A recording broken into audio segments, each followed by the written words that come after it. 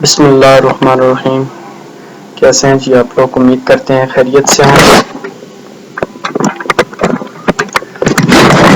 आज के वीडियो के अंदर हम स्केलेबिलिटी टेस्ट और स्ट्रेस टेस्ट के बारे में डिटेल से डिस्कशन करेंगे।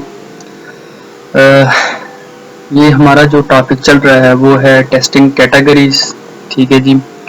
प्रीवियस वीडियो के अंदर हमने जो लास्ट 6 तक जो हो टेक्निक्स हैं, डिफरेंट या टाइप्स हैं टेस्टिंग टेक्निक्स, हमने वो डिस्कस की थी। आज हम स्केलेबिलिटी और स्ट्रेस टेस्ट के बारे में देखेंगे। तो चलिए पहले हम स्केलेबिलिटी टेस्ट के बारे में देख लेते हैं क्या चीज़ है।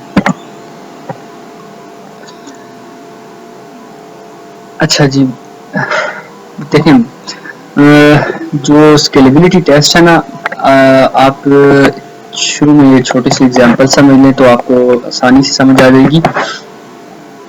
दुनिया के अंदर या दुनिया के किसी भी फील्ड के अंदर, चाहे वो कंस्ट्रक्शन का है या क्या कहते हैं मेडिकल का, या आप चाहे जो भी या मेडिकल तो चलें उसे साइड में रखते हैं, किसी भी इंजीनियरिंग की अगर हम बात कर लें तो आप देखें तो दुनिया के अंदर जो भी फील्ड है या जो भी काम हो रहा है वो एक इंजीनियरिंग लिमिट्स अपनी सेट करते हैं, अपने एक क्या कहते हैं लिमिटेशन सेट करते हैं, देन उनको अचीव करने की कोशिश करते हैं।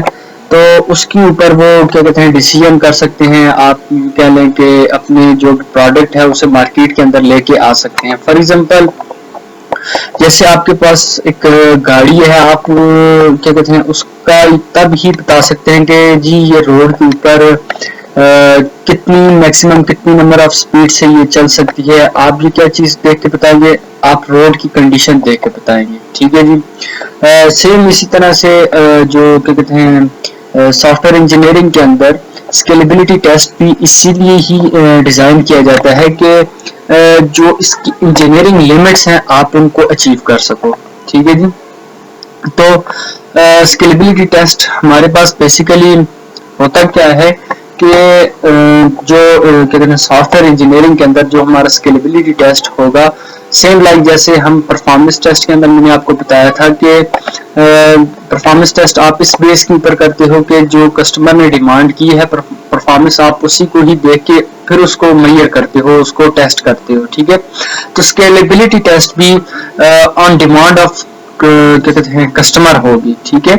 जो क्या कहते हैं कस्टमर की स्टेक होल्डर की जो रिक्वायरमेंट उन्होंने इनिशियली आपको डिफाइन की थी, उसी बेस के ऊपर आप क्या कहते हैं ना अपने सिस्टम की स्केलेबिलिटी चेक करोगे।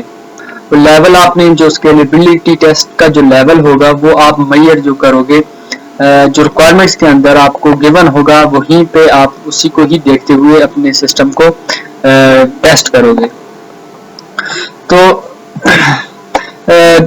बेसिकली जो हमारा क्या कहते हैं स्केलिंग टेस्ट का जो मेन मकसद होता है वो ये होता है कि ये इंश्योर करना कि सिस्टम का जो रिस्पांस रेट है या रिस्पांस टाइम है वो वही रहेगा अगर हम इसके ऊपर वर्कलोड या इसके ऊपर जो नंबर ऑफ स्टेक होल्डर हैं या जो नंबर ऑफ यूजर हैं उनको अगर हम इंक्रीज करें या डिक्रीज करें। ठीक है जी। तो इसकी 3 मेन वजह है। एक है डेटा स्टोरेज लिमिटेशन, सेकंड है नेटवर्क बैंडविड्थ लिमिटेशन और थर्ड है स्पीड लिमिट टेस्ट। ठीक है।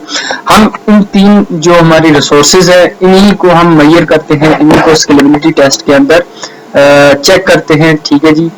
कि अब फॉर एग्जांपल हमारे पास जैसे सीपीयू या क्या कहते हैं स्पीड लिमिट या क्या कहते हैं डेटा स्टोरेज है, आप इसको किस तरह से मेजर करोगे कि आप अपने सिस्टम के ऊपर क्या कहते हैं अपने सिस्टम के ऊपर जो वर्कलोड है उसे आप इंक्रीज करोगे। ठीक है जी। अब क्या कहते हैं ग्रेजुअली आप इंक्रीज करते जाओगे और उसी के अगेंस्ट आप अपना एक ग्राफ बनाओगे और जिसके ऊपर आप डिफाइन करोगे कि जी अगर हमारे पास number of user for example increase पहले 100 है, फिर 200 है, फिर 300 है, अगर हम इनको इसी तरह से एक नंबर ऑफ लिमिट के बाद इंक्रीज करते जा रहे हैं तो हमारे सिस्टम के ऊपर क्या इफेक्ट पड़ता है। अब जो वर्कलोड आप जिस वक्त इंक्रीज करोगे तो उससे क्या होगा कि आपके पास रिस्पांस टाइम आएगा जो सीपीयू का है या क्या कहते हैं जो सीपीयू का या स्पीड लिमिट है आपकी वो आपके पास आती जाएगी, ठीक है। तो अब स्केलेबिलिटी टेस्ट के अंदर आपने डिफाइन क्या किया हुआ है पहले ही कि आपके सिस्टम के ऊपर अगर फॉर एग्जांपल यूजर जो है इंक्रीज हो रहा है या क्या कहते हैं जो नंबर ऑफ यूजर हैं वो ग्रेजुअली इंक्रीज कर गए हैं, तो अब आपके सिस्टम के ऊपर इफेक्ट कोई भी मतलब है उसकी जो स्पीड है या उसकी रिसोर्सेज जो आप वो यूज कर रहे हैं वो डिक्रीज नहीं होने चाहिए, वो कम नहीं होने चाहिए, या जो उसकी स्पीड है वो कम नहीं होनी चाहिए। तो ये आप स्केलेबिलिटी टेस्ट इसी तरह से परफॉर्म करते हो। अगर आपके सिस्टम के अंदर फॉर एग्जांपल वर्कलोड इंक्रीज करने से या क्या कहते हैं आपके सिस्टम के अंदर स्पीड या उसकी बैंडविड्थ आपकी कम हो रही है, तो अब आपको क्या करना पड़ेगा, अपने सिस्टम को अपग्रेड करना पड़ेगा या उसको अप टू डेट रखना पड़ेगा, ठीक है जी। तो ये हमारा बेसिकली स्केलिंग टेस्ट होता है जो आपको क्या कहते हैं अपने सिस्टम के ऊपर ऑन डिमांड ऑफ क्या कहते हैं यूजर या स्टेक होल्डर जो इनिशियली उसने जो बताया होता है आपको, जो रिक्वायरमेंट्स में ही उसने डिफाइन किया होता है, उसी को देखते हुए आप ये स्केलेबिलिटी टेस्ट मेजर करते हैं, ठीक है जी।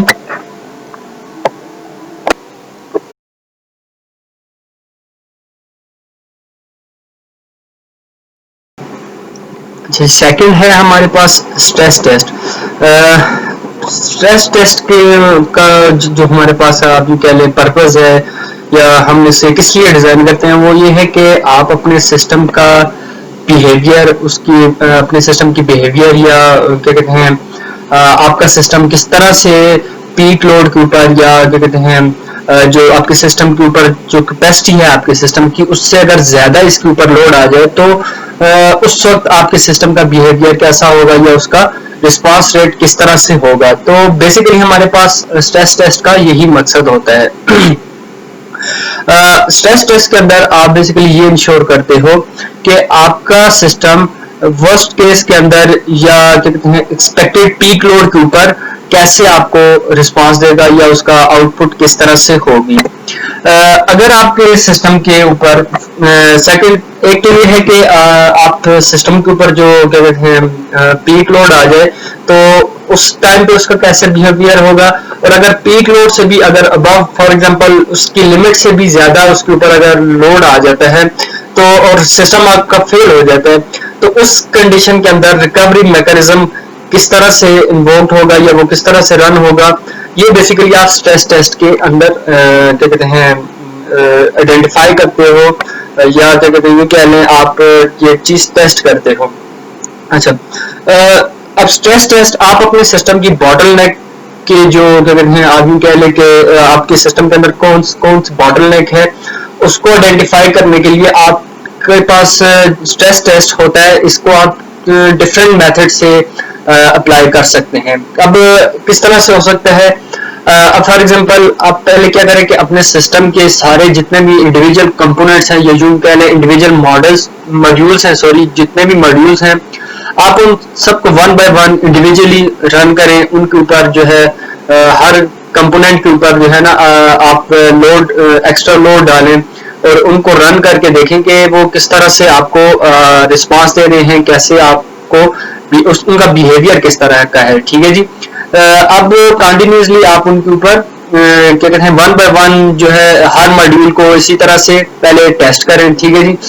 जब आपके पास सारे मॉड्यूल या जितने भी कंपोनेंट्स हैं उन सबको आप इस तरह से टेस्ट कर लें या वेरीफाई कर लें, अब क्या करें आप सारे सिस्टम को एट द सेम टाइम या यूं कह लें वन कंपोनेंट के तौर पे लें और उसको रन कर दें, ठीक है जी। अब उसके ऊपर जो है आप अपने सिस्टम को क्या कहते हैं जो अपने सिस्टम के ऊपर कंप्लीटली जितने भी आप यूं कह लें आपके माइंड में जो भी इनपुट्स आ रही हैं आप वो सारी की सारी अपने सिस्टम को दें और आइडेंटिफाई करें कि कौन से पॉइंट के ऊपर जाके आपका सिस्टम जो है फेल हो रहा है, ठीक है जी।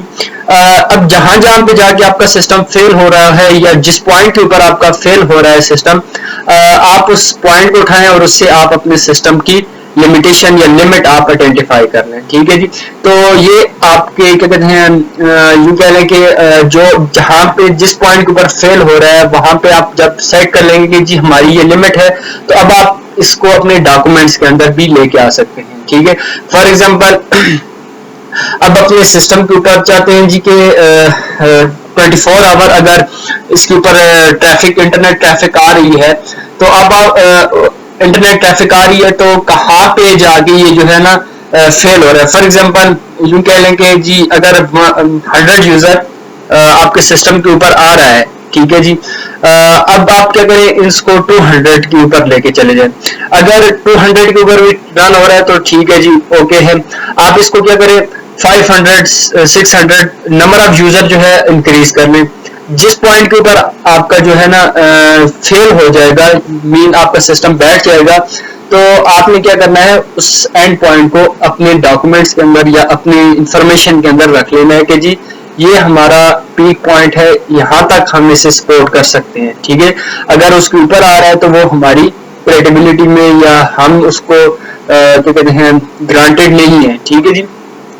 तो स्ट्रेस टेस्ट का बेसिकली हमारे पास यही मकसद होता है कि आप अपने सिस्टम की लिमिटेशन को आइडेंटिफाई करना, और अगर लिमिटेशन से ज्यादा आपके सिस्टम के ऊपर लोड आ रहा है तो और वो फेल हो रहा है, तो उस केस में आपका सिस्टम किस तरह से रिस्पॉन्स करेगा या वो किस तरह से रिकवर होगा, आप यही चीज अपने स्ट्रेस टेस्ट के अंदर आइडेंटिफाई करते हो।